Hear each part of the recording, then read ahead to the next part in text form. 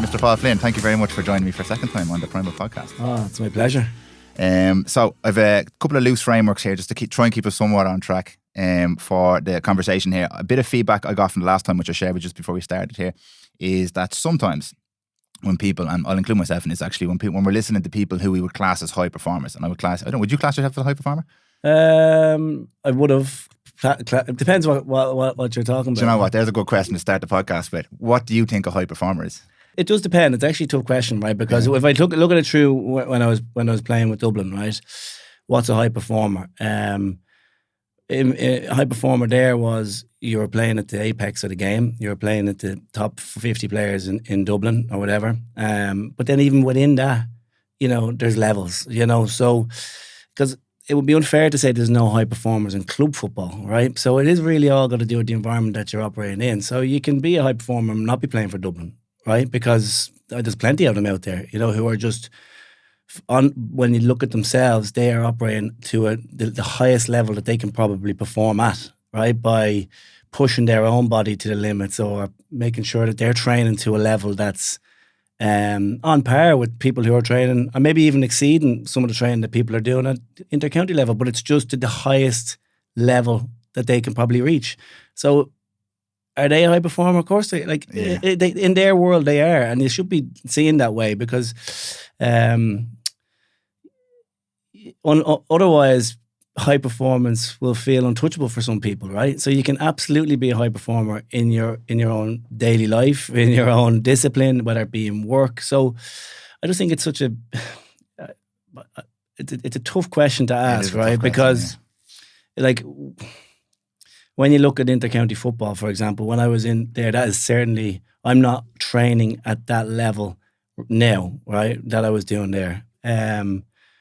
However, in my current world, right, which is completely different than it was then, I'm balancing so many other different stuff. Like I'm still training hard. It's definitely more of a kind of a well-being type of training. Like I'm running, I'm in the gym, but it's not, pushing myself to the outer limits of my life, right? Which I would have done.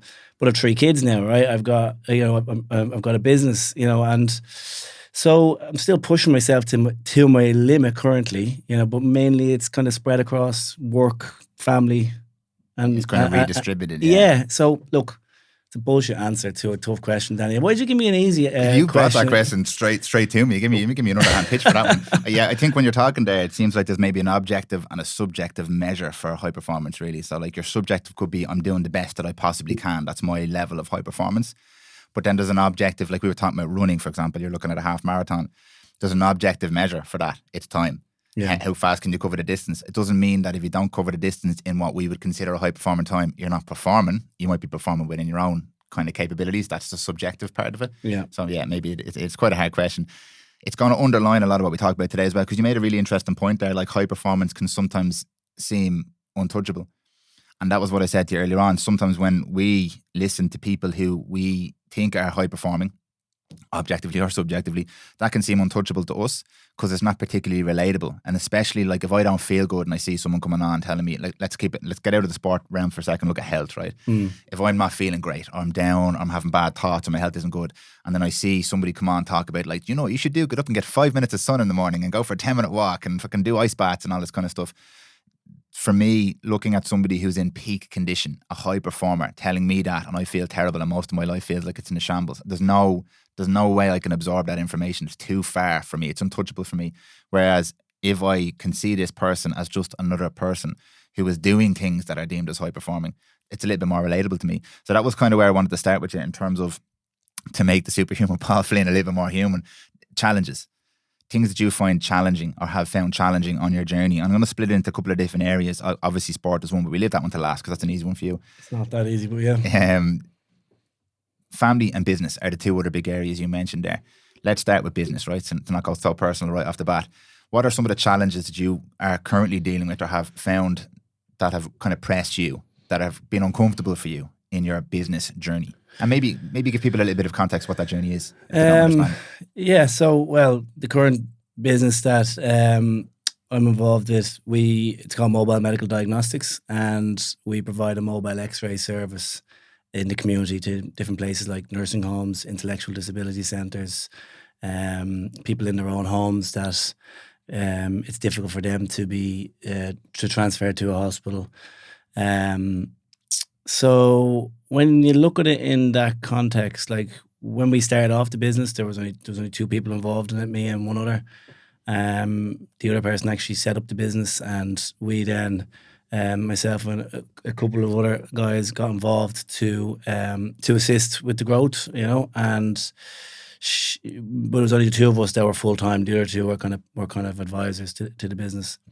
And now we've got 25 staff. And there wasn't a day, I suppose, over the last 3 years that you're not met with different challenges along the way. Like in the first phase of it, I didn't come from a radiology or a healthcare background. I had to learn that pretty quickly, which is quite difficult when you're just trying to have conversations about growing a service or bringing people on a journey to see what the benefits of a service are, because it's relatively new. Like this service was broadly adopted over in America and different parts of the world, but it was new to Ireland. And so first of all, to challenge to get yourself up to the language barrier, just to be able to understand what people are saying, understand what the value of the service was. That was a huge challenge for me, and I had a serious imposter syndrome at the start, whereby I was like, I'm not going to be able for this. Like a lot of people, I always say to people starting any job, right, the first 6 months, there's always that element of what the hell am I doing? Yeah. I'm really in the deep end. You have to give yourself that time. And then so that was the big challenge at the start. So to answer your question on challenges in the workplace for me, there aren't probably many weeks that go by that there's not something new that you have to overcome. And I suppose what happens is over time though is you realize that initially I would have maybe panicked a little bit more when presented with a challenge, thinking that maybe it's bigger than what it was, or that the impact of it was more profound than probably what it could be. And you just kind of try to understand what the problem is, break it down into, okay, well, what's within our control? What can we actually do about it? How can we solve this problem, together as a team, or, whatever. So I just sometimes feel that you can panic a little bit when challenges are presented to you, and rather than just trying to take them face on, or one of the pieces of advice I always would have got was, and you can't always do this, but if you can sleep on things, or give yourself a couple of hours rather than just kind of being impulsive, and that really worked for me.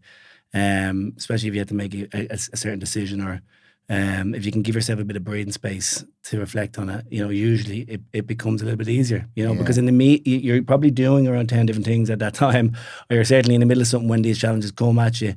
You're not prepared to deal with them straight away. So you just have to give yourself a bit of space to be able to overcome them. So in the workplace, I would, that's probably been the biggest, in some ways, more psychologically challenging than the physical challenges that maybe I would have been presented with on the sports field. Yeah, it's so hot in here, Danny. I don't know why it's so warm in here, because the heating's not on. I'm going to put that fan on now. Give me 1 second. I'm going to put that fan on. It's better not to upset you. We'll upset the pod. We won't upset you. It's either a tough line of questioning, or whether it's three strapping men in a small room. I think that's what it is. Yeah. Or the rivalry between Fingallons and Pats in the back there.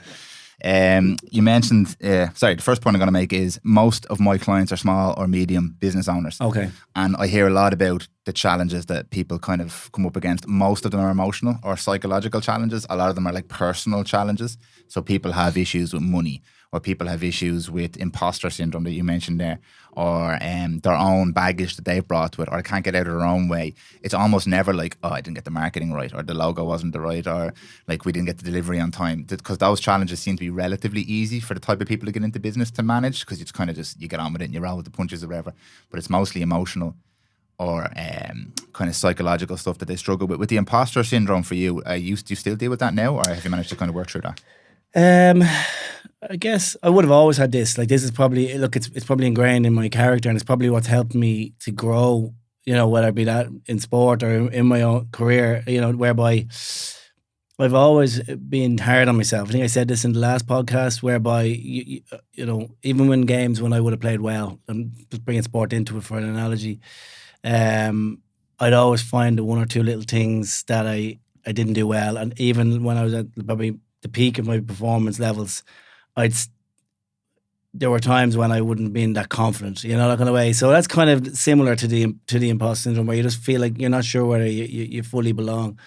But absolutely in business, that like there's I'm still relatively I'm still young in my career. Like I'm only 37 years of age. There's a wealth of experience that I still need to add, and to so you of course you'd have a certain level of imposter syndrome, but is it something that consumes me every day? No, like it's just you sometimes are in situations where you just have to be humble enough to not try and have all the answers. That's the kind of key thing I always say, particularly in healthcare, where I don't have all the answers, and there's clinicians that do, and we're very lucky to have a great team of clinicians that are there. So you just need to probably know how far you can go, what your strengths, what you bring to the table, and trust then the people that are around you, that they can be able to fill in the gaps there, maybe with the clinical stuff. So do I still have imposter syndrome? Probably not right now in the current role I have, but as we grow and as we do more things, there'll be times when I'll be out of my depth again. Imposter syndrome is probably a little bit of a hard term, right? Because people have this kind of view on what it is, right? It's more you're taking yourself out of your comfort zone sometimes to a level that you're really struggling to keep yourself above the surface. Yeah. But then you just kind of adapt to it. And that's why I've always tried to do that. But sometimes you just go that little bit too far. And the one thing I always learned is that in sport or whatever it is, you just have to make sure you have good people around you that can kind of help you keep you afloat until you're ready to operate at that level. And that's one thing I've been very lucky to have, is to have people around me that if there is things that I'm not sure about, or if there's problems or challenges that we're faced with, you don't have to figure them all out yourself. You just have to be able to know where you can get the right answer. And as I say, I've got really good mentors who would help me with that. And like mentors, like it's something that's one of the big learnings from sport I would have got. Like since we're kids, right, playing football, you've got a mentor. You've got somebody who's guiding you. You don't have all the answers how to solo the ball. You don't know how to kick the ball. You don't know how to hand pass it. And they're literally called mentors. And they're called mentors. Yeah. And you leaned on them all the way through your career to be able to help you learn and grow. And if there was an issue tactically, as we're right now, you'd still go to your mentor and say, what about that? What was my position like? You never had an issue with it. But professionally, some people have maybe a little bit of a barrier. Now, less so now. It's becoming more normalised, which is fantastic. But like, I never had an issue with it from day one. I would always have good mentors that would help me, advise me on different topics that would maybe present themselves, or challenges, as we said. Or even if it was like how to kind of move up, progress my career, to be able to have. So that's one of the probably biggest tools that I have, like, is being able to having the mentors around you to be able to help you with the challenges. And because you don't have all the answers, and some people think that they probably do. Actually, a lot of people think that they do, and as a lesson I learned as well about mentors too. And it's really interesting to hear you say that, because you spoke in the last podcast about growth mindset. And I was really interested, because sometimes I think to myself, like, was someone born with a growth mindset, or do you pick it up, or do you learn it? And you made a nice point there that, like, people like us have had access to that from a very young age, and it's been completely normalised for us. We're not embarrassed to go and ask for help. I've no ego about asking for help in my business now. I don't think it makes me weak. I actually think it makes me much, much stronger. And the more I've done it, the more I've grown. So, like, some people come and ask me, like, where do I get a mentor? How do I get a mentor? What do I do? I think it's more just about being open to it. And it tends to, not that it just happens. You do have to go out there and meet people and talk and develop relationships. But the resistance to it, that's when I say about it, getting out of your own way. That's kind of what it means to me, is if I'm resistant to who might walk in the door and what value they might bring and how they could add to my journey in business or life or whatever it is. That's a really powerful tool, just being aware of it. You don't even necessarily have to make the first step. You just have to be open and aware of that. And I just say, like, have coffee, just meet people, have coffee, have conversations. But as a business owner, there's a little bit of an ego attached to, like, I run the business, I know what I'm doing, and if I admit that I don't, I look weak. But it's actually not. It's the opposite in my experience, and you've alliterated that there. Yeah, like, see, if I had that mindset in my business, I'd fall over like it. I would have fell over a number of years ago, mainly because of the fact that I'm not a healthcare professional. I'm working in a healthcare sector. So that was my question. What got you to the healthcare sector? Well, so we spoke previously when I was the CEO of the Gaelic Players Association for a 3-year term, and the chairman Fergus Clancy. He's been a mentor of yeah. mine for many years now. And we had a really good relationship, working chairman, CEO relationship for 3 years in the GPA. And when I was coming up to the end of the term, I was like, we were keen to do something together. And he had been involved partially in a mentorship actual role with Mobile Medical Diagnostics. And then we came on then, and we actually took over the business, myself, him, and a third guy. And that's how I ended up in it. I didn't know anything about healthcare, but I had him, guiding me, still guiding me, obviously. But and yeah, it was probably loads of things happening in your life, and you're like, Jesus, how did I kind of jump off that ledge? But most of them, you really have to have. You have to jump off the ledge if you really kind of want to go for things. Like I remember, like, that was a big decision in my life, it really was, because when I was 3 years in the GPA, it was that role was a big learning curve for me too, right? Because a huge learning curve, because it was a national role and a lot of profile to it, not all good, which was really challenging psychologically to be dealing with that. And 90% of the role was just everything you'd want in a role, right? You're working with high performing athletes, you're in the sport that you're passionate about and you love, and you're doing really good stuff. All the stuff we're chatting about, whereby you're building frameworks for the players to have a career off the pitch. So there was 3 things to what they did. Was like development, so all around them developing as professionals. Welfare, which is anything from their physical welfare to their mental welfare. And representation, which was kind of like the union element of it, which is, so probably was only really the stuff from the representation bucket that kind of caused all the noise, right? Yeah. Where the other stuff was fantastic, and that's what you would have done 80% of the time. So that was a big learning curve for me, that job, and it gave me a lot of confidence. You're dealing with government, in relation to government grants, and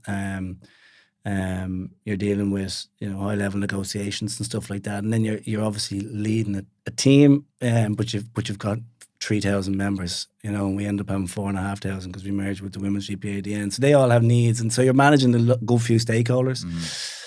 So that kind of gave me a good bit of confidence going into it. But then you're going back into like a startup, which was entirely different. There was no infrastructure around me. When we started off, I was in my home office. We hadn't got an office, and it was daunting, it really, really was. We had good people around, but we had to build the infrastructure, and we spent a year.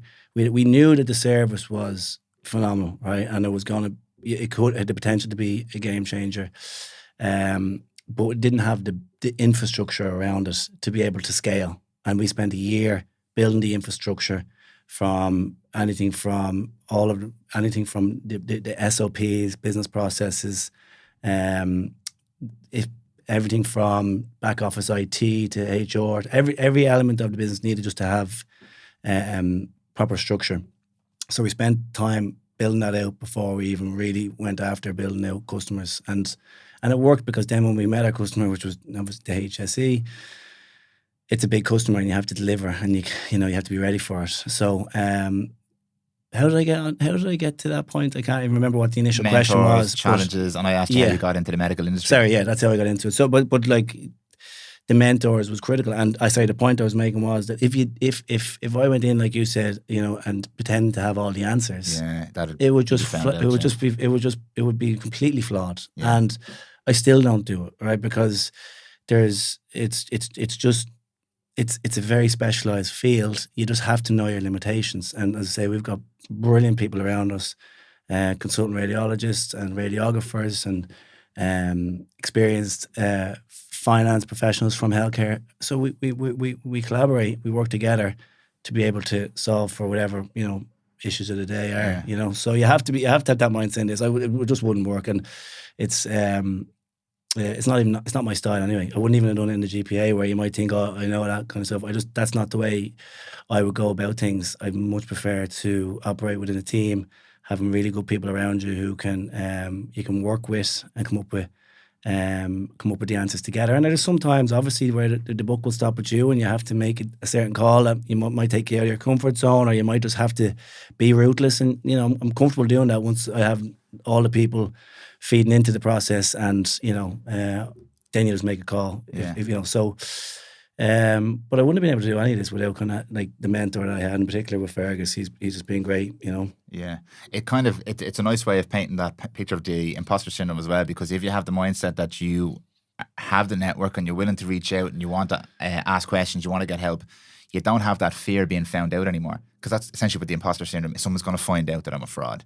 That's kind of what the thoughts are with imposter syndrome. But if you're like, okay, well, these are my limitations, I'm uncomfortable with that because these other people help fill in the gaps, you don't have to feel those feelings of being a fraud anymore. So it's a great way of kind of, it's a great way of illustrating how you got to that point, because that gives you a real look at, okay, well, if you can open yourself up and you can look for these mentors and you can build that support network, and most importantly, acknowledge that you don't have to know everything, you don't have to feel like an imposter anymore. No, and like, it's like, showing vulnerability is not a negative, right? Like, and some people think it is. I'm not sure we chatted about this in the last pod. We touched on it, yeah. But we've actually, you know what? We've even done more in this space since we did the last pod. Yeah. With regards to what we've been doing with Fingalians in relation to showing vulnerability, and that is something that we would have done a decent bit with Dublin. You know, getting underneath the surface with conversations you have with people, or just actually leaving yourself a little bit exposed, that you know, you're not just pretending that everything is fine. And like, I think a lot of, you know, people's issues can sometimes come from that fear of showing that little bit of vulnerability, because when you do show it, like, more often than not, there are people around you who, you know, will help you or will have your back even more. And like, when we did it with Fingalians, you know, collectively, we all had each other's back that little bit more, because we just let ourselves into one another's lives a little bit more, you know. So when you think about that in the business context, like, showing that bit of vulnerability to say that you don't have the answer to something and somebody's helping you with it is actually a strength, you know. And like, you're layering on too. Like, you're not going to go back with the same question the next time. You've banked that. That's banked now. The next problem is going to be more high level or whatever, you know. And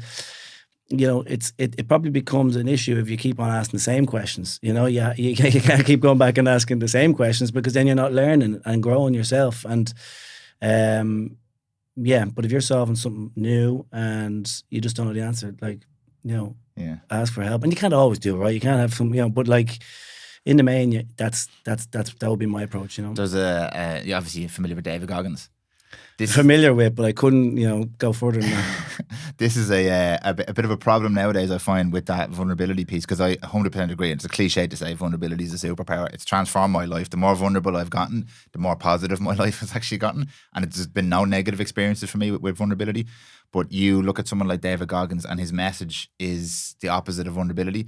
There's times you can call on the Goggins, I call it. Like, there's times you need that. Like you mentioned there, like, there are times you're going to have to just like solve the problem or step up to the plate.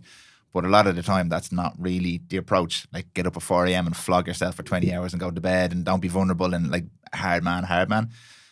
But in social media and in books and podcasts and stuff, that's a lot of the time, that's the message. Like, get up, get your shit done, organize yourself, be super aggressive, move forward. And there is a time and a place for that. But there's very little mention of vulnerability, because in the high performance world, it's not something, you spoke about it before, it's sometimes a tight knit community, and within that community there's a sense of shared vulnerability. But outside the community, we don't see that, because you can't show that. You can't show that to the enemy, I suppose. So you don't really see that from the outside. You just see, geez, what are the lads doing? Like, that looks rough, that looks hard, that looks focused, that looks determined. But you don't see it's actually built on a foundation of trust and vulnerability and shared experience. And like, we've experienced that, obviously, as you mentioned, with the team and stuff like that, and in different elements of my life. That is the bedrock I have found of really solid groups or relationships, is that vulnerability. But it's hard sometimes for people to connect with that, because they don't see it. Yeah, it's hard to see. And like, I think everyone's different, right? Like, I think that sometimes gets lost in some of these, you know. Like, I look at some of that stuff whereby guys are getting up at 4 a.m. Who's going to carry the boats? I'm like, that does not motivate me at all. That does nothing for me, right? You know, I'd be saying to myself, that is pure and utter nonsense to me, right? It's not nonsense to everybody, but to me, that does not work, right? I don't want to get up at 4 a.m., right? I need my sleep. I bank my sleep, and I know I'll be fresh for when I do get up at a reasonable time, which whatever the kids decide they want to get up. Like, I do wonder, do these people who do all these things, do they like, do kids come into the equation with this? Like, you know, I don't, that's where, you know, the 4 a.m. club, or, you know, I'm just like, you know, whatever. If that makes them people tick, fine. For some people, exactly. And it's just not for me. So I think you always have to. But I look at some things that people do. I don't, and then I adopt. I like that little tiny part here, and I'll take that. That fits my life, right? You know. But I don't ever look at a lot of them things in their totality. They just don't do it for me. And I just think, people shouldn't feel like when they're watching these things under pressure that they should be getting up. Like if it's not natural for you to get up at 4 a.m., sleep deprivation could be one of the worst things that could, impact on your life, impact on your mental health, impact on your performance. Like our motto when I was playing with Dublin was, if you can bank 1 more hour of sleep a week or a day, right, that was 7 hours banked a week, right? And that was going to fuel your performance because of the impact or the impact recovery can have on your performance, and sleep is so powerful towards that. And I read some of this stuff. So, like, everybody to their own, right? But that stuff never worked for me. But the point I'm making is that, like, vulnerability works for some people, and it might not work for others. It just might be absolutely the antidote for some people to say, "Holy shit, I'm not doing that," and that might not work for them, right? So, you just kind of have to be careful when you listen to all this stuff, and just kind of just try to connect with things that work for you, because as I say, everybody's unique. Yeah, and not to get overly attached to anything. Let's transition this then from business to family life then, and challenges. And I can pitch in with this as well because like I'll set the context first. Best thing I've ever done in my entire life is my family. Like, it is by far my best achievement and continues to be every single day. But it's challenging. There are challenges there, and I know from experience, because I've spoken to a lot of people about this, most times when you hear people speak in public about their family, it's positive because they feel they have to be positive about their family. It's usually either making a joke about the lack of sleep or best thing ever, best thing ever, best thing ever. And there's genuinely a lot of people who really struggle with family life. They struggle to find that balance. They struggle to really find the meaning in it. They struggle with lots of different areas of family. And I speak to a lot of these people a lot of the time, and it's hard sometimes to have the conversation because I genuinely love my family, and there's challenging days, but on the whole it's a positive. And I know it's not like that for some people. I also know some people have sick children. I also know some people are single parents. So really, like you said, everyone's different. Everyone's situation is different. But for you, what are some of the, obviously I know because I talk all the time about this, it's a massively positive experience in general for you, but what are some of the challenges, without getting too personal now, but for you as a person, being a dad, being a father, what are some of the things that you find challenging about it? Yeah, the good thing is, right, it's harder for me to find challenges with it. There you go. Than the positives. But I guess there are challenges with it. It's just that you figure them out because there's no other way about it. But like one of the things is trying to balance mainly work and the kids, because you can always be doing more on work, right? Like there's probably, like, you could just keep, there's never a day, I could go home and I say everything's done, so you could always be doing more work, but I also want to be dropping my kids to crash, at least a day of the week, and picking them up the odd time. Was that you this morning? Were you in the seat this morning? Yeah. You waved at you and waved back. I didn't see it, shit, sorry. Yeah, so you're always trying to, I prepare for all the shit the rest of the time, but I always try to do like 1 day a week, and you'd like to do that. You'd like to do that more. Like, they're going to be going to school right now into September 2025, and they're going to the Gael school, which is up the road, right? Bereava, yeah. And I actually, Garrett, our football manager, right? He walks his kids to school every day. Garrett every single morning. Do you? Yeah. And I'm saying, I want to do that with my kids, right? So, like, because it's a nice thing that he does. You're only around the corner. Yeah, because I drive by him. I'm driving to work, and he's walking the kids to school every day, and it's a nice thing, right? And I think COVID really reset people in relation to, like, you don't have to not do those things. It's not a sign of weakness in the workplace if you're not doing it. And like, so there are, you can definitely do that. But I think, the point I'm making is the biggest challenge is just to make sure that you're present enough with them, because you can be there and not be present. And that's some of the things that I'm guilty of. And I've tried to, when I pull in in the evening time, I'll try, I've a desperate habit, like, of coming in the door, right, and putting the bags down, giving them a hug or whatever, and then go straight back onto my phone, just have a quick look. So I'm trying to just kind of, when I park the car, right, quick look at the phone. Is there anything that, on the email or whatever like that needs to be responded to? And then I go in and just leave the phone down and just give them, like, all you need to give them is 20 minutes. They don't talk to you after that. Like, if you give them a good 20 minutes at the start. It's like 5 hours for them. They're sick of you. They're just like, right, go back to, like, whatever they're up to. So that little things like that are probably the hardest things, just to be present, not to be just there, but just be actually present. And I've been obviously doing the RTE punditry this year and last year too, and I find that hard on a Sunday, because you leave, I leave at 11 in the morning, you're not back till midnight, it's a full day of, to leave them for the whole day, like I find that hard. Like I struggle with it and it's all because of what you said earlier on in relation to I'm very connected with it. I love being a dad, right? And we have a great family life, you know. I'm very lucky the 3 kids are healthy and they're good kids. So the challenge is mainly getting the opportunity to spend more time with them, you know, which is something that, look, I have a decent enough balance, but you probably always feel that little bit of guilt that it could be more time spent with them, you know, kind of way. You're probably never going to get that right. But anyway, that's the only real challenge. Genuinely, I even, like, other than that, really no issues. Like, even the sleep stuff was difficult, obviously, but we're not going through that really anymore. And they're kind of sleeping now. So, how when you were going through it, how did you frame that for yourself? Did you frame it as like, this is just a thing that's going to happen? Was it, because I found it tough with our first child. I found it very tough because I'd never been properly sleep deprived before. Yeah. And it was rough. See, I built myself up to say that this was way worse for me than anybody else in the whole entire world, right? Because this is obviously not true, right? But in my own head. Before you beat me to this, I have to say, Jill breastfed, so she was way worse than me. You did nothing. I was sleep deprived. Yeah, you did nothing. So we were the twins. Like when they woke up in the middle of the night, you had to do like a good hour and a half shift to try and feed them, you know? Okay. So, but look, like, the reason I would have found it harder was because there was never, for 13 years, if I didn't get 9 hours sleep or 8 hours, like, you know, for performance wise, I was waking up saying, damn, you know, I didn't get enough recovery done there. Right? That's how crazy I was about sleep. I thought it was one of the main things I used to try and focus on. And you're going from that, and then obviously when I retired, right, like, you just keep sleeping that period of time. Like, you've already there's circadian rhythm as well and set in. And then to go from that to whatever, you know, maybe like. And you were still playing. Well, was I still playing? No, I was done. No, were you done? Well, I was playing with Flynn guys, but I wasn't playing with. No, I was finished. Okay. Yeah. No, that was. Yeah, see, you forget everything. This is the thing about, you know, you actually forget, like, whatever. That was like 2 years ago or whatever. I think it's on purpose. So you have another one. Yeah, that was. Yeah, true.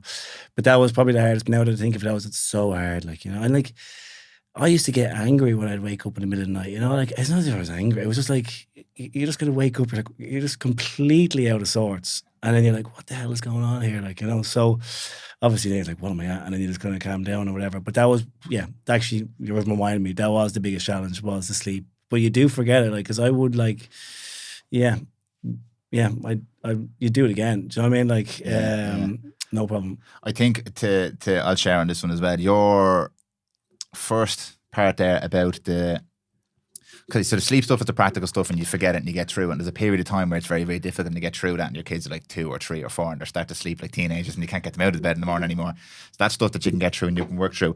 The presence thing, I think, is something that we all really need to be aware of, because I struggled a lot with that at the start. And I had just started this business. It was COVID. It was madness. I didn't know what I was doing. I felt a lot of stress. And then we had a child. It was our first child. And the presence thing for me was really bad. Not that I didn't interact with my family, but the phone was always, and I wasn't even checked. It wasn't even important. There's no podcast emergencies. There's no one having an emergency, like. But you'd always be like, there's always something else. What if an email comes in? What if I miss a thing from a client? What if someone? There's always a what if. It never actually happened. In recent years, I have had that realization as well. Like, I'm never getting this time back again. And I've had really good mentors around me to say, look, there's priorities here. Like, you can dial the work back a little bit. It's not going to really impact the work too much, but you'll never get this hour with your son again. And then Owen Lacey, I might have mentioned before, he told me about a technique he used. It's just the hats. It's so simple. He's a work hat and he's a family hat. And when he gets home, he literally sits in the car and he takes off the work hat and he puts on the family hat. But physical hat? Not a physical hat, but it's like an imaginary hat. But it's the action of physically doing it. And I've since realised he doesn't actually do the action, but I was doing the action. So I'd get home and I'd literally just go like this and I'd put the hat on. And half the time it works and half the time you know yourself. Like, you pick the phone up or whatever like that. But now it's maybe a quarter of the time I pick the phone up and it's getting better and better. But it's literally just, I take the hat off and like, right, I'm in family mode now. So can I take all of the focus and application I had there and just like apply some of that to my family, because this is what's more important to me. And then I go in and I'm like, and you're right, it's only 20, if even 20 minutes, and then they're back to like doing whatever they were doing. But beforehand, I wouldn't even get that 20 minutes. It'd be 2 or 3 minutes. But now I have the hat on. So I'm like, right, I'm in dad mode here now. Can I be the best dad I can possibly be? And it was so simple, but it's completely changed how we look at it now. Because that's what I want to do. Yeah. It's not that I don't want to be with my family. I do, but I was just getting distracted. So now just the physical action of putting the hat on. I'm like, right, I'm in dad mode. And then my weekends are the best. My weekends now, I almost do no work, which is, I need to go back. I need to do an hour or two over the weekends, but I almost do no work. Just getting ice creams and going to the playground, and because this stuff will end. The work will go on forever, like. So that's how I dealt with it. But I've had to come from a place about like not realize. Jill had to like point it out to me. I was there, but I wasn't there at all. Yeah. And now it's getting way, way better. But it's only once I became aware of it. And again, having a good support network was massive for me. It's actually important for everything you do, right? Because I used to, you forget these things, things that you learn along the way in one context of your life, and then you don't bring it into the other. Because when I was like back to when I was playing football, like I used to compartmentalize every part of my life and practice compartmentalization, really, right? Because what was happening was, if I had a bad day in work, I was bringing it into my preparation in relation to football, and then I'd bring it home. And typically, Fiona was getting the worst of all of it if it was a bad day, right? But my performance was dipping if I took stuff from work that wasn't going well into training. So when I used to drive through the gates of training, it was the same analogy as taking off the hat in DCU. It was like reset. Okay. It was like, now I'm in my performance bubble, and whatever happened previous to this, I'm in the zone now to get myself into training. I used to really work on it.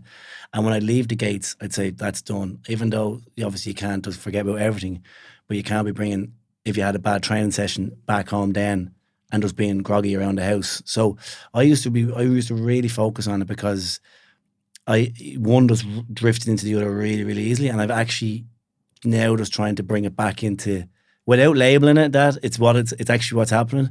I'm trying to compartmentalize different things, and like you just have to be intentful about it in many ways. You actually have to work on it, because you are going to drift, right? You know what I mean? Like, and you don't have to be bloody perfect. Like, I often hear people saying these things, and like, geez, that sounds good, but it's not really practically easy. If you even have it in your mind that you're trying to do it, you'll be a bit better. You know what I mean? Like, awareness, and just a bit aware. If you're aware of it, you'll be better at it. You don't have to be completely all in and here and all in there. You just have to be better at it, because like otherwise you'll end up a couple of months will meander on, and they'll stop running to the door. Like when I walk in the door, my 3 kids literally leg it to the door shouting daddy. You know what I mean? Like, and and it's that little buzz in the day that regardless of what happens, it's unreal. Eyes lit up, They want you just to chat to them a few minutes about what happened in school. The same thing seems to happen every bloody day. They don't have a clue what happened. They're only 3 and 2 or whatever. The twins are 3 and little 2-year-old. But it's just to give them that bit, and then you can just, whatever after that. But it's it is important. And Saturdays and Sundays now as well, it's important, because they start saying things to you, like, and they don't mean anything by it, but you're kind of like, okay, I need to maybe reset this a little bit. They'll say something to me like, you can't be going to work again, or little things like that. You're like, oh shit, I better just kind of, So you just have to be careful with that kind of stuff, because before you know it, like people always like, does everyone say to you that like before you know it, everyone who has older kids, they say it, and they're looking back, and they were in the same kind of like intensity that we're in right now. Yeah. And they were probably doing the exact same thing we were doing, but now they're like literally wisdom. They're saying to you, enjoy it, embrace it. It'll be gone like that. And you're saying, at some days you're saying like, I can't wait till it's gone. There's definitely days you say that when you're just really under pressure. Not many days, to be fair. But me and Fiona, we would say we're quite good in relation to it. That's what we say to ourselves. Like, what are you supposed to do when people say that to you? Enjoy it, embrace it. I said, we are enjoying it. We are embracing it. You can't really do a whole pile more other than just try to be that bit present and just give them the time and enjoy it. Do you know what I mean? Like it's a buzz. It really is a buzz. Yeah, it's a serious buzz. Yeah, it's a mad thing that at this stage, which is the most difficult stage when they're this young, it's when you're your busiest as well, usually, because no matter what you're doing, business, career, you're probably in that point in your business life or career where it's chaos. You're pushing, you're trying to climb the ladder, you're trying to build a business, you're trying to grow the project, and you've got these kids as well at the same time. You're like, could we not maybe split this by 10 years and I'll do this first? That's just not the way it works. So you have to make it work. And I think about this a lot. I really think about this a lot. All these people have gone before us are saying the same thing. Everyone who dies says the same fucking thing. It's not money. It's not how many days you spent in work. It's not how big your house was. It's family. It's the things I regret not doing. You hear it over and over again. I think if I get to the end and I haven't listened to that, that's a problem for me. That is the only regret I'll ever have, is having the wisdom all right there in front of me, like my dad says it, everybody says it, and me not listening to that. That's a problem for me. So I like, with the weekends, I'm like, I could do a couple of extra edits and get some stuff out on it. I'm like, why? Like, I'm not listening to the people who are giving me. They have the answer. They have the answer, It's and right there. the blueprint was people. So no, like I'm totally with you there. And there's just you just got to, in my head, right, the answer for me in this is, when it's not, maybe not the answer for you or anyone else, you just have to find the balance, right? Because if you tip it too much over into spending too much time with the kids and being too much in there, right? For me, I might not be as good in there if I haven't got that bit of purpose somewhere else, right? So you have to be true to yourself first to be able to be really good as a parent, I think, right? And this is only literally what I know about me. So if I have something I'm going after over here, that's what makes me tick.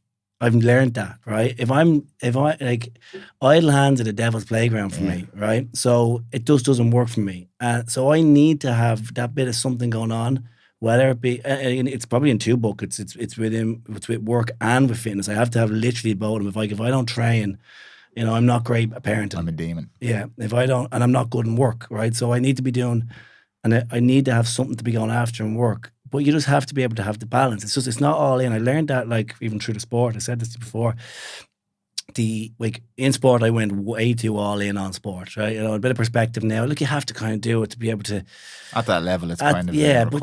But you still, you do have to try and find a bit of balance in it, because, but if you're like, it's when something's taken away that you realize it, and so too often we're seeing that with, with people around you, whereby, if something's taken away, like if it was a kid who's sick, or if it's the parent who's sick, like, it just changes, it resets everything. You know what I mean? Like, you just realize what's important in life is your family, your friends, your community.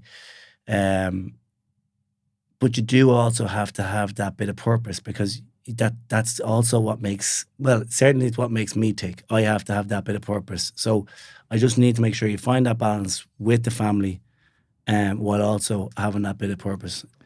I can't speak for women, right? But I can speak for a lot of the men that I know. And there's the idea of a selfish servant.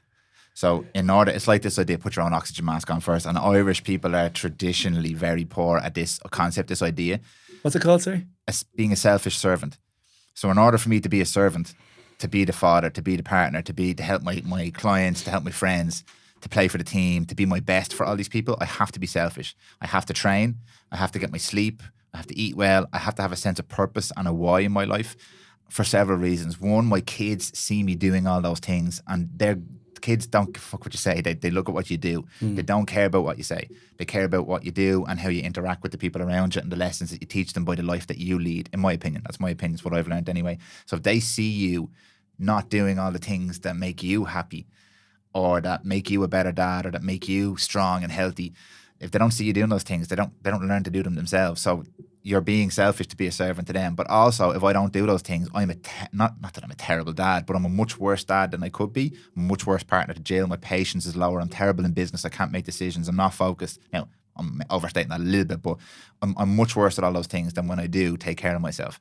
And the first things to go, usually when I'm stressed, are the things that I usually do to take care of myself, and that can worsen and spiral. So for me, it's all about this idea of the selfish servant. If I want to be a good insert thing here, I have to do all these things for myself first. Now, there's a balance there, because I have to find a way to fit those in that doesn't upset the family life. I can't be gone, right, I'm disappearing for 5 hours today. Now, sometimes that's necessary, obviously, but the balance has to be found there. But yeah, if I don't have that in my life, that element of being a little bit selfish, and selfish can be a negative word, but in this case, focusing on growing myself, I can't provide for all these people. I can't be a good person for all these people. I can't show up for them, and that's a problem. So I kind of have a responsibility to take care of myself if I want to take care of these people. And there's other ideas, like, you're willing to die for your kids. Are you willing to live for them? Like, are you willing to show them what living really is? And sometimes that can be difficult to find. Where's that line that I walk? It's not necessarily about going on golf trips all the time and going in the pub with the lads, but it is about doing the things that really fill your cup up. And first of all, you have to find out what those things are. And I think some of us struggle to really know what those things are, the purpose you mentioned there. But yeah, I think that idea of a selfish servant always rings true for me there. And now, even when you say it, like, if I think back to my mum and dad's, like, we had a great family life, like, big, large family, always get-togethers, music, Yeah. you know. So there was a core of family there. But my dad like worked Monday to Friday. He'd service cars on the Saturday morning, and he also played in the band. And he was doing all those things. Well, they were part of his purpose. Yeah. But he had to do them to be able to provide for the family.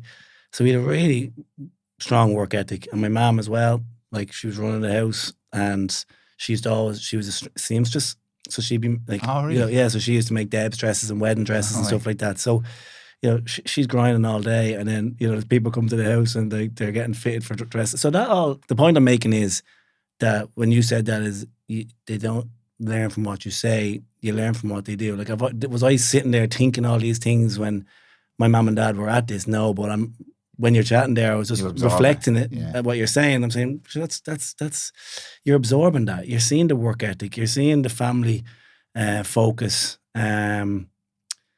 So it just becomes a part of who you are. And like, that's another thing. Like we're like what we want to do is we realize, and they always encourage us to get into sport. You know, and that's what me and Fiona, we value sport. We value sport, and particularly the GAA. It's been very good to us. All of our friends, you know, are in, around it. Not all of them, but like a lot of them. And I think it teaches you good values. Yeah. So that's why I always bring the kids, and you do the same, right? Bring them down to the game when I'm playing, or if Fiona's playing, or even when you're playing, I'm not there. I bring them down just to be on the pitch, just start sowing those seeds. Not brainwashing them, but brainwashing them. My young fella now is so funny. He's like, you going football? I brought him into the dressing room for our last league game last year. It was two funny things. One, Naylor, Sean was there. Oh, yeah. And if Jason plays football and plays for as long as I have, he'll play with Naylor. If Naylor keeps playing for as long as I have, Jason will play with Naylor. That's brilliant. Jason's 2 and Naylor's 18. So I've been playing for 19 years. Sorry, much longer than that. What am I now? Anyway, I've been playing for longer than Naylor remembers when he was a kid watching me. Jason was going around getting everyone fist bumps and stuff. He's 2, like, but he absolutely loved it.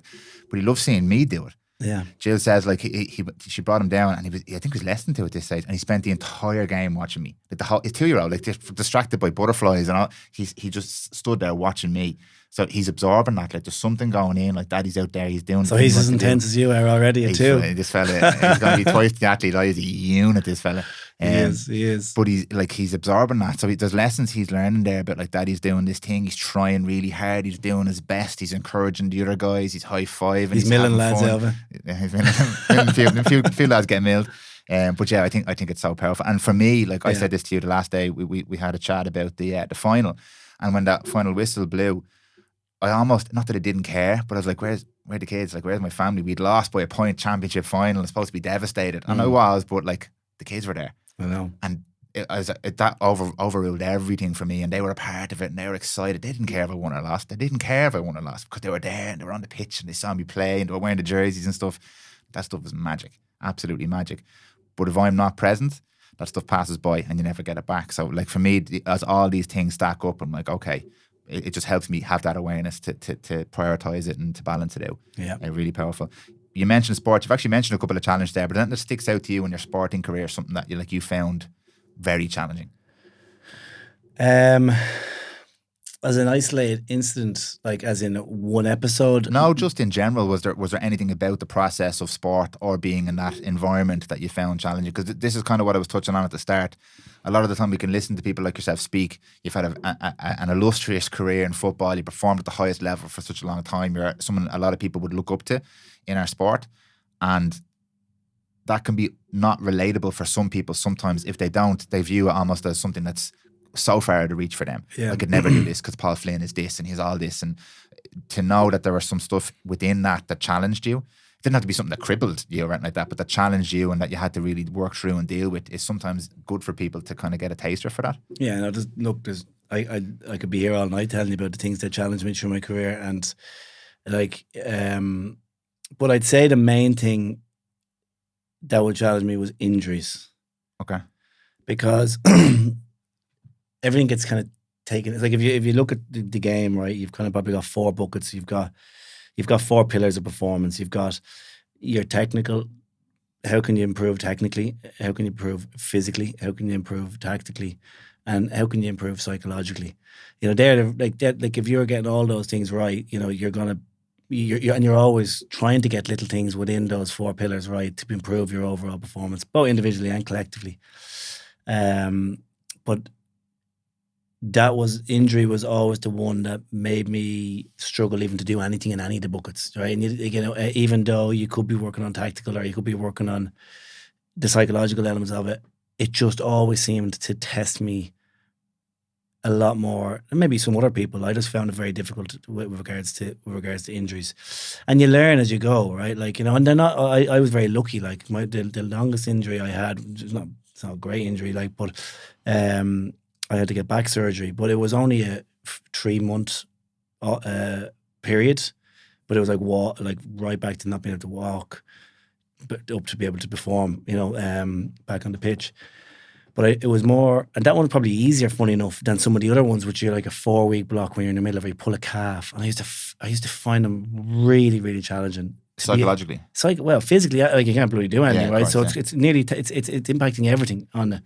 Because you're not adding any value tactically. You're not adding any, you know, you're just gone from the whole game, I always found. And what I learned from it is that you think you get injured and then it's like a straight line up to recovering, right? Whatever period of time that is. But more often than not, it's not. It's up and down.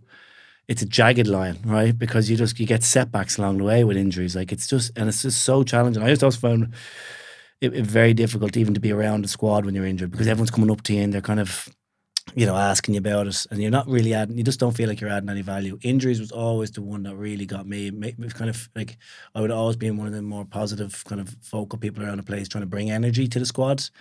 And I always felt when I had injuries, I used to take energy from the squad, you know, even though, like, because of the way I'd be, not because of the injury itself.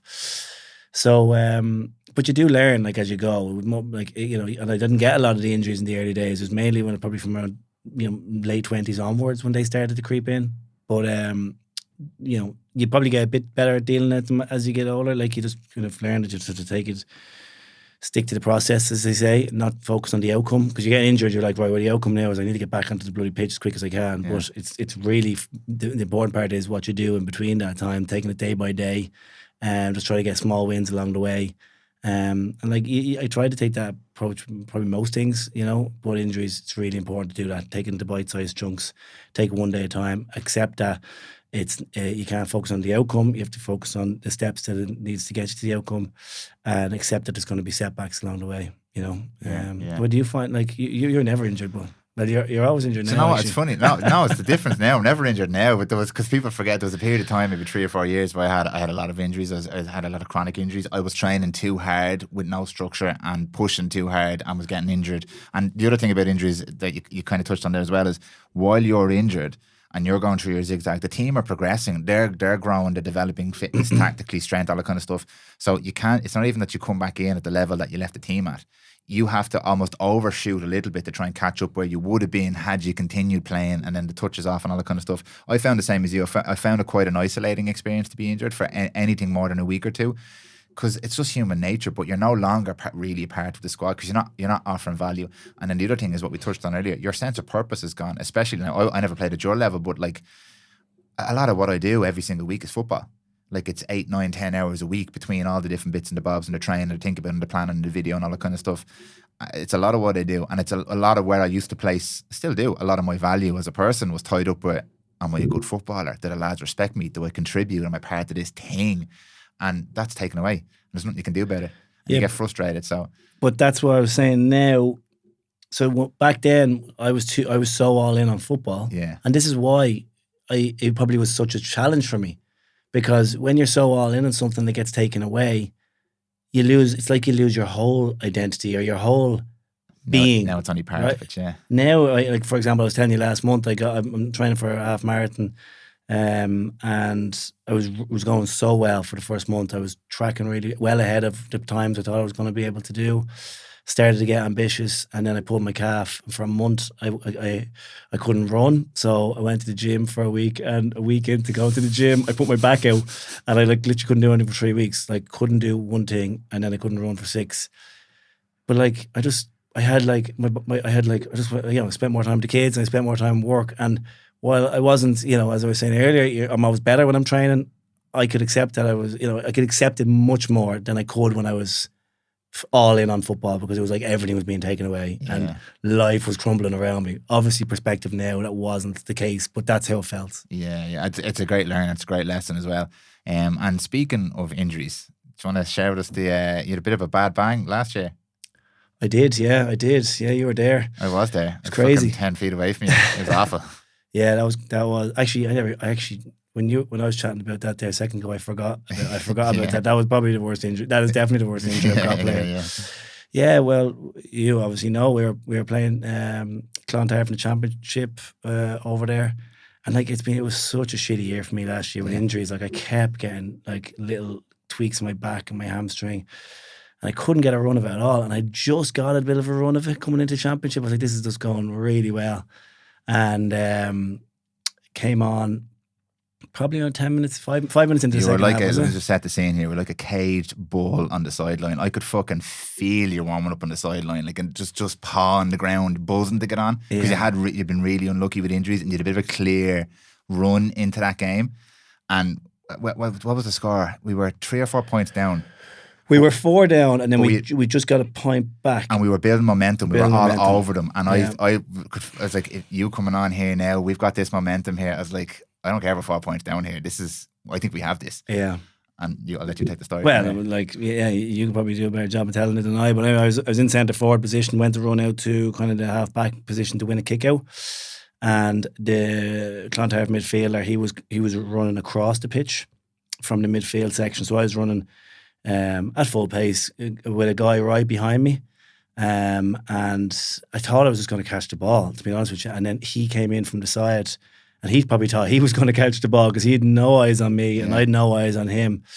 Completely accidental. And he jumped kind of awkwardly. He kind of jumped backwards, and he kind of reverse head loafed me. The back of his head just kind of smashed into. I think it was like, I'm not entirely certain exactly where he hit, but I think it makes sense that he hit here because this is where I'm still fully numb there.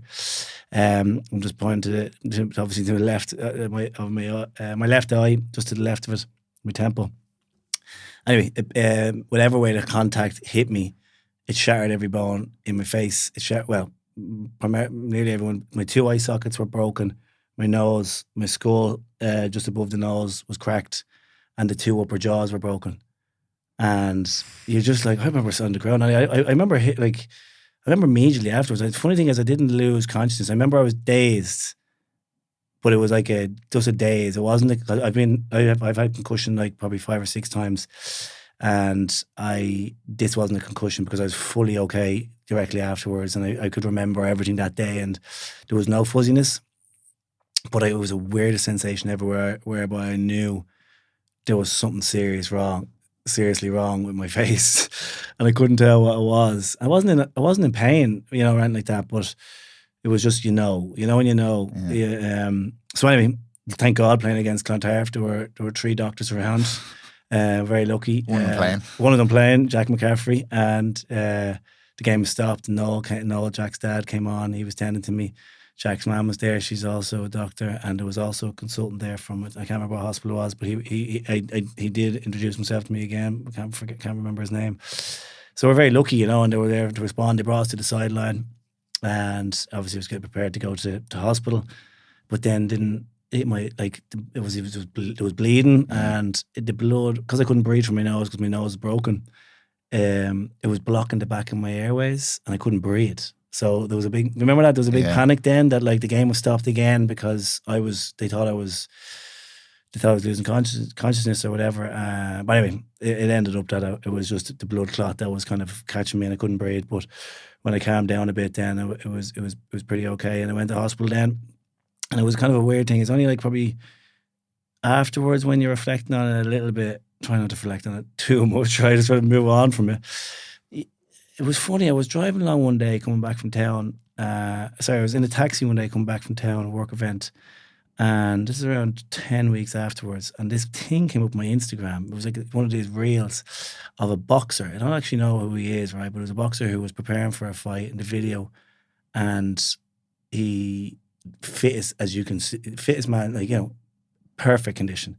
Fighting, got a box, and ended up getting brain damage. And he's been living with this brain damage since, and he's a very limited life. And all I remember, it took me back to when I was in the hospital. I didn't really think about it at the time, but all day for the first 24, 48 hours we're focused on was my brain. Like I got a number of CT scans because of the crack, there was air bubbles in my brain, which if they're not looked after, they can become infected or whatever like that. Anyway, the long story short was, it was all kind of broken bones, and I was like Elephant Man. Like, I could not look in the mirror. It was ridiculous. Like, I actually found it very difficult looking in the mirror because it was just everywhere was swollen. They wouldn't recognise me. I actually did walk by one or two people from Fingalians when I was in the hospital, and they didn't. They just looked at me and they didn't even know it was me. That's how unrecognisable I was. But anyway, the point I was making was that all they were focused on was the brain, and once that was okay, things calmed down a little bit. I had to get surgery, and I get metal plates put into my eye socket and two into my jaws, but they couldn't do that for like a week because the swelling was so bad. Once I calmed down, then they did the surgery. And to be fair, now since the surgery, like it's been quite seamless. Obviously I didn't look myself for a good bit of time. Like, you remember I was wearing glasses and all after a while because like my eye, my eye wasn't working properly. Now it's perfect, and physically don't really notice anything other than there's a little bit of on my left hand side, a little bit. It's like a little bit less flesh, if you know what I mean. Like, but it's tiny compared to what actually had happened and how bad it could have been. But like, the good thing about it was, right, I didn't have, the way sometimes things like this happen and you reflect, right, and you're like, oh shit, like, what's going on in my life? Do I need to change anything? I didn't actually have that, right, which was great. Because I was thinking about that, like, I was like, my life is in good shape. You do kind of get a little bit of sense of, okay, the most important people around me. That was the one thing that probably was. It was that club is so important to me. My family are so important to me. My friends around me are so important to me. And then after that, obviously you have relationships outside of that, but that's the real important stuff for me. You know what I mean? Like, but other than that, that was the only thing I kind of reflected on afterwards, because the club were so good. Like, people in the club were just so, I don't know, you really seen the importance of club, like, when that kind of stuff happens, the messages of support and things like that. And that mattered at the time because I was in the shit, and you were kind of like, and, but other than that, I was like, you know what, I sent to Fiona, pretty happy, but after it happened, that like, you don't feel like you need to change anything. You know the way sometimes things like that, you're like, shit, I'm going to actually, I need to take a look at what I'm at here now and reassess, but I didn't have that, which is great. So yeah, and it was crazy. Couldn't happen at a worse time in work either, which was, it was just like, it was just, and then like, I was in hospital for the kids' third birthday, the twins' birthday, and they were starting creche, and I was like, it literally was the worst possible time. But look, you know what? Look back now, I don't even think about it. That's being honest with you. There's no negative thoughts towards it. It was just a thing that happened. I was blessed that it wasn't worse. And like, I'm not even probably should be a little bit more afraid to go back playing football, but it's like saying, you are who you are, right? And football is a very important part of who I am. Not as important as it once was, but it still is important. And I still feel like I've got something to offer, whatever level that's at. So I'll put my mask on, which all the lads were slagging me over. Mask, yeah. Did you get a new one yet? I have a new one. I have a new one now. I just need to get it. You couldn't see out of the first one. Yeah, I couldn't bloody see, but this one's better. It was delivery was delayed for the championship. But yeah, I'll put the mask back on. I'll probably play a bit of football, whatever level. I'm not sure yet, but I'll go down and start training and see how it goes, and just go back and join it again. Yeah, but that was it. That was an experience now, I have to say. But look, yeah, it's so interesting because I asked you about this a few months ago, and you said we'll talk about it on a podcast one day. Because weirdly enough, now mine wasn't as bad, but I had a similar incident the year before. You did, and it shit me out when I'll never forget that. That was when it happened to you. The first 10 seconds, I don't usually panic in situations. I got a little bit of that anxiety feeling because I was remembering my one. Because mine was the year before. It wasn't as bad, but I had gone in for a dirty ball on the ground. 99 times out of 100 lads don't want to challenge for those balls because they get broke up, and this fella, he just slipped and it was his knee or his thigh or something, and I was gone. I was out. But when I woke up, the physio was behind me, and I couldn't feel my right arm, and my neck was in bits. So they thought I'd fucking broken my neck. And there's people crying and everything. My ma was crying, and I was like, what the fuck is going on? And I thought I'd lost all my teeth and ended up with just bitten through my gum shield. But long story short, I was spinal boarded and brought off, and I was in A&E for 24 hours. And but similar to what you've just said there, I didn't really have a lot of the, I have to look at my life now and all this kind of stuff. I had this insane, I did a podcast on actually, insane gratitude for people. The amount of messages I got, people reaching out, people checking in on Jill, that sense of community, club and community, hundreds and hundreds and hundreds of people. I was completely overwhelmed by that. So grateful. I was like, this is a great experience for me to actually, because some of the times when I'm like doing these podcasts or having conversations, a lot of it can get real negative because you're talking about the problems with the world today and the problems with social media and the problems with health and all this kind of stuff. And it was a really good reminder for me that ultimately most people are really good and have got a good solid core. And there's distractions all the time and people get distracted a little bit, but for me there was a huge reminder of how good people are. I was actually really grateful for it afterwards. And my neck is still in bits a year and a half later. It was one thing that hasn't recovered. I had a broken nose and concussions and a couple of chips in my teeth, nothing like your injury. But it did really give me that sense of gratitude. Yeah. And like you, I don't know what it is. I had a game, I went back way too early. Like they had said to me, they had basically said to me, don't play again because you get another bang to the head like that, it could be a problem. And I was like, do you know what? Yeah, I accept that. And I have a responsibility to my family, but also I can't change who I am. And if I don't play, I won't be that person for my family. And I spoke about it with Jill as well. It's like, it wasn't a deep conversation, but I was like, look, I'm okay. I'm fine. I'm ready to go back. It's part of who I am. And she was cool with that. But I went back way too early, and it was only, we played a game against Whitehall. I got a fucking roasting in fullback. I didn't know where I was. I couldn't see. I was still concussed. But as soon as that was behind me, it's like it never happened. Yeah. Like it never happened. We played the same team, Sylvester, about 3 weeks later. And your mum was there. He was like, are you all right? I thought you died. I thought you were dead. I saw you go off in the back of an ambulance. Yeah. But it's like you said there, I had gratitude and a real sense of this is good. I can do what I love, and I got through this. I'm really grateful. It could have been so much worse. Like I trained as a physio originally, did loads of A&E stuff. When I couldn't feel my arm, I was like, that's not good. My dad was there. I was like, this could be the real deal. But like in many ways, you should have got the damage that I got from the hit you got. Your hit was well worse. I remember than mine. Nothing about it. It was definitely the outcome of mine was probably the worst hit I've ever seen in Gaelic football. I've never seen it. I've never seen it like you in my medical experience. Yeah, it's pretty bad. But your hit on that day was one of the worst I'd seen. I remember I was doing umpire really close to it. I don't know whether you remember, and I was shook after that. I was really, really shook after your hit because it wasn't dirty at all. No. It was just a nasty, nasty hit. But yeah, like it's kind of, look, it's not like something like that happens. I'm not like this type of deep individual who has to take learnings from things, right? But it kind of just naturally evolved in my head that I was grateful for the people, the really close people in my life. You know what I mean? Like, and I didn't make any sort of like mad commitments or anything like that, but I was thinking that's where I'm going to be.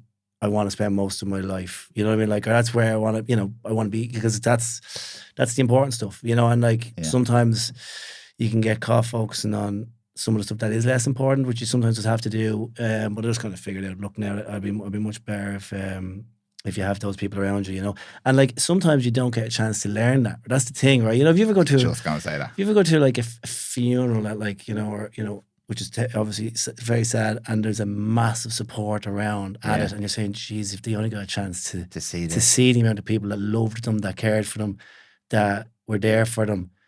And sometimes you kind of don't need to be told that, right? But it was in a weird way, it was like that had happened. That's a bit like mad to say that, but do you know what I mean? Like that's exactly what I was trying to say there. Yeah. I had never ever had an opportunity in my life, and I have a really loving, supporting family and stuff like that. But there's never that like, we're here for you from everybody. We love you. We're here for you. We support you. Like, and everyone's like almost putting around at that game, the Clontarf game. We were all shook. But everyone's putting their arms around each other. Like you were sitting in the car ready to go off with your face in bits, and we were all like, it'll be all right. It'll be, everyone patting each other, because it's just that like we all wanted to comfort each other. Yeah. On your behalf or for you or whatever it was. It was just a human connection thing. You rarely get to see that. Yeah. Rarely get to see that. So that's why I was really grateful. And again, it wasn't a really deep philosophical thing. It was just lovely to see that and feel it and remember it. Exactly. Like, you're loved. we're all loved. It's okay. There's some horrible things going on in the world, but ultimately we're all good and trying to do a good thing. We're here for each other. Yeah. That's a really nice feeling to feel. It is. I don't know if I had ever felt it before or would ever have the opportunity to feel it. So like, that's why I did the podcast as well. I was like, I want to say this because like if you're listening, remember that you are loved. Like there's love out there and hope and friendship and connection and community. Sometimes it's just we get lost in our own heads a little bit, and that's all right. But like you're not by yourself. You're not alone. Big time. And like there's people going through really tougher stuff than what I've went through. Right, like that was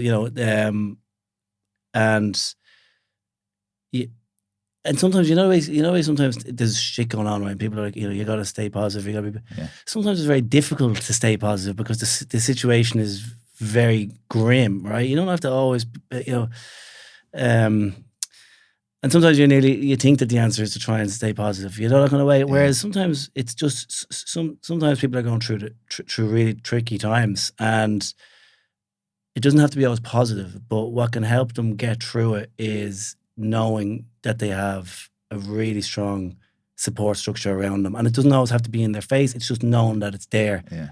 And I felt that time when I used to say people are going through way more worse stuff than what I was going through at that stage. It was only a very short period of time, which was tough, but it definitely is like this. It just helps. You know what I mean? Like, and it wasn't, as I say to you, it doesn't have to be all positive messages or keep the faith or anything like that.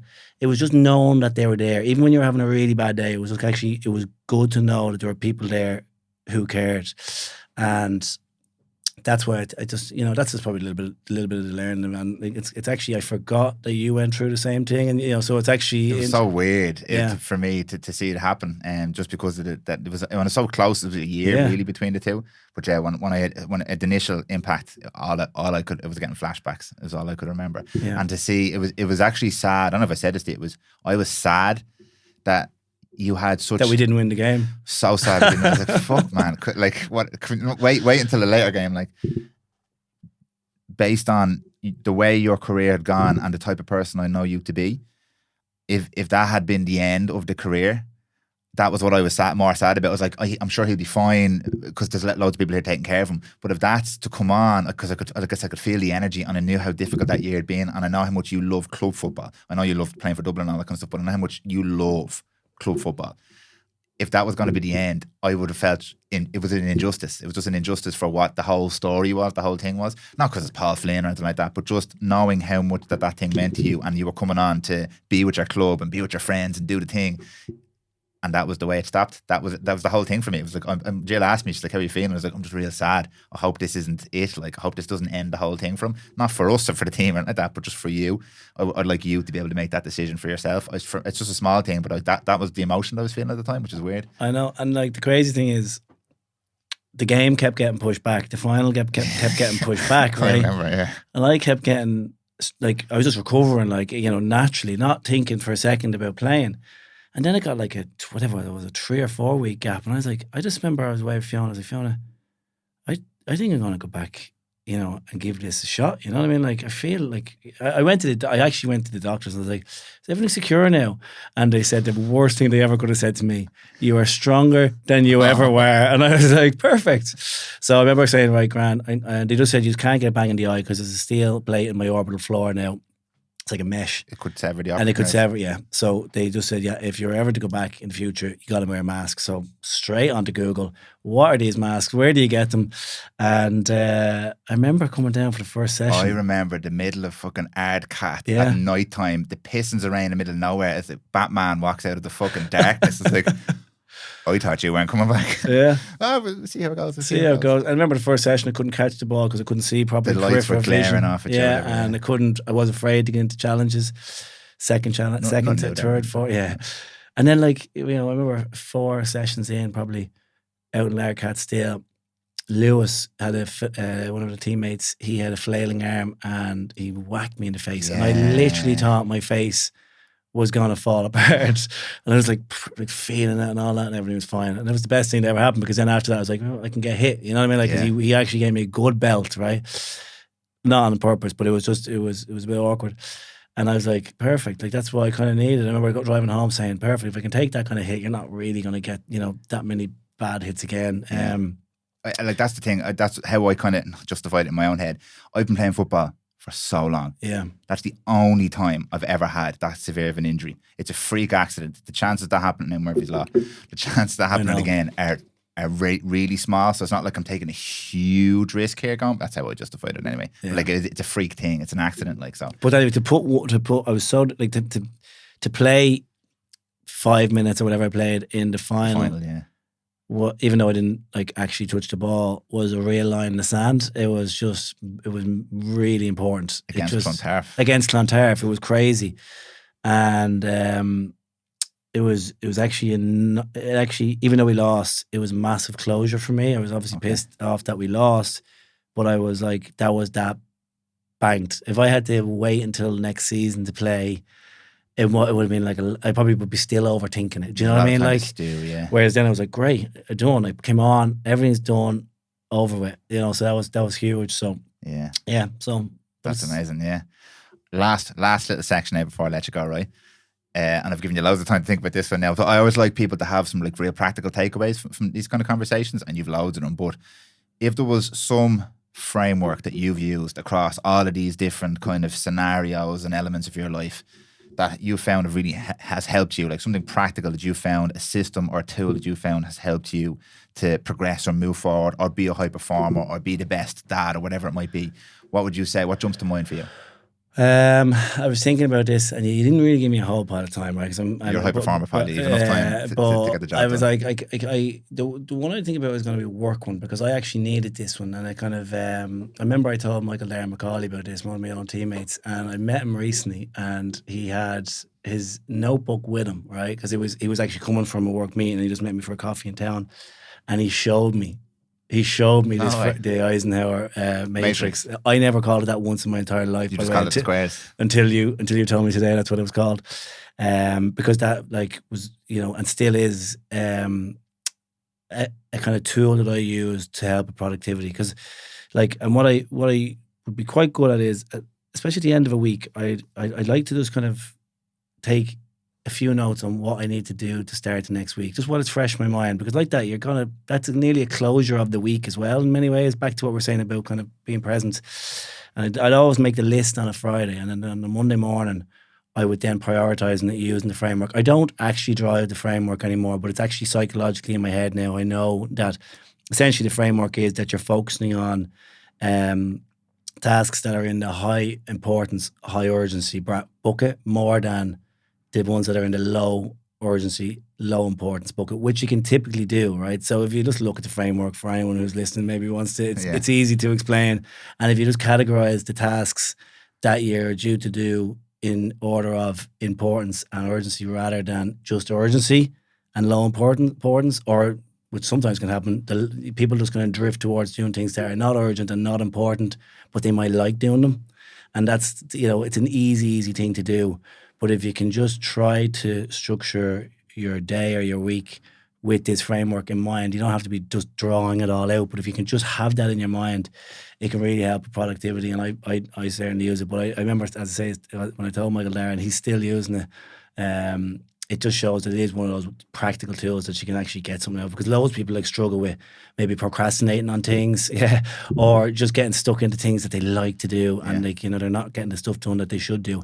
And you can use it across, you know, whatever, you know, but it works for me when it comes to work. Yeah, I'll add to that as well. And just for people who, because most people, I'm the same, won't go and look this up. There's like there's a square matrix, so it's urgent but not important. Yeah. Important but not urgent.